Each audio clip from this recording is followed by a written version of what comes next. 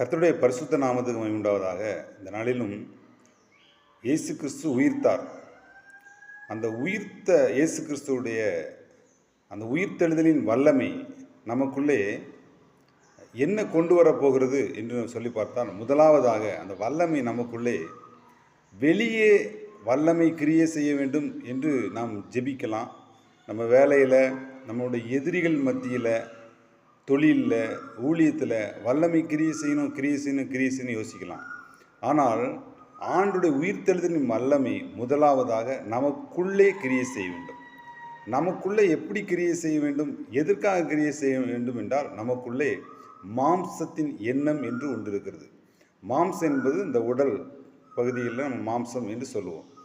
ஆனால் இதோடு ஒட்டி கொண்டிருக்கிற சில குணாதிசயங்கள், சில சுபாவங்கள், சில தன்மைகள், சில நடவடிக்கைகள், சில அடிமைத்தனங்கள் இந்த சரீரத்தோடு ஒட்டி கொண்டிருக்கிற மாம்சத்தின் கிரியைகளாக இருக்கிறது. அந்த மாம்சத்தின் கிரியைகள் தான் நம்மளை பார்த்திங்கன்னா தேவனோடு பயணிப்பதற்கும் தேவனுக்கு பிரியமான வாழ்க்கை வாழ்வதற்கும் எதிராக நமக்குள்ளே யுத்தம் செய்து கொண்டிருக்கிறது. அது ஒரு யுத்தம். ஆவிக்கும் மாம்சத்துக்கும் யுத்தம் நடக்கிறது. இவைகள் ஒவ்வொன்றும் ஒன்றுக்கொன்று எதிராக என்ன செய்து யுத்தம் பண்ணுது. வேதத்தின்படி பார்த்தோன்னா இச்சிக்கிறதுன்னு சொல்லப்படுது. மாம்சம் ஒன்றை இச்சித்தாலன்னா ஆவி ஒன்று இச்சிக்கும்.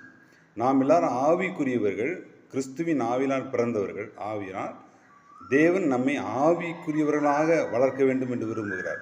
அதற்கு எதிரான சில கிரியைகள் நம்முடைய எல்லையில் கிரியை செய்யும். மாம்சத்தின் கிரியைகள், அது உபச்சாரம், வேசித்தனம், அதுக்கப்புறம் பகைகள், விரோதங்கள், வைராக்கியங்கள், சண்டைகள், மூர்க்கங்கள், இப்படிப்பட்ட காரியங்கள் மாம்சத்தின் எண்ணங்கள் மூலமாக, சிந்தைகள் மூலமாக, உணர்வின் மூலமாக நமக்குள்ளே கிரியை செய்து தேவனுடைய ஆவியானவருடைய ஐக்கியத்தை விட்டு நம்ம விலக்கி தேவனுக்கும் நமக்கும் இடையில் ஒரு பெரிய தடையை உண்டு பண்ணி பல ஆசீர்வாதங்களை கெடுப்பதற்கு இந்த மாம்சம் கிரியை செய்கிறது.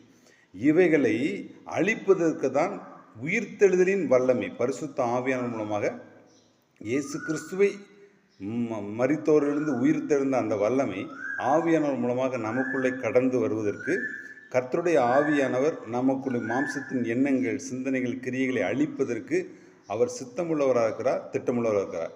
நம்ம தேவை என்னென்னா, தாகமாக இருக்க வேண்டும், உச்சபட்ச விருப்பமாக இருக்க வேண்டும். அப்பொழுது உயிர்த்தெழுந்த, உயிரோடு எழுப்பின அந்த வல்லமை நமக்குள்ளே கிரியை செய்து மாம்சத்தின் கிரியைகளை அழிக்கும். ஆமென்.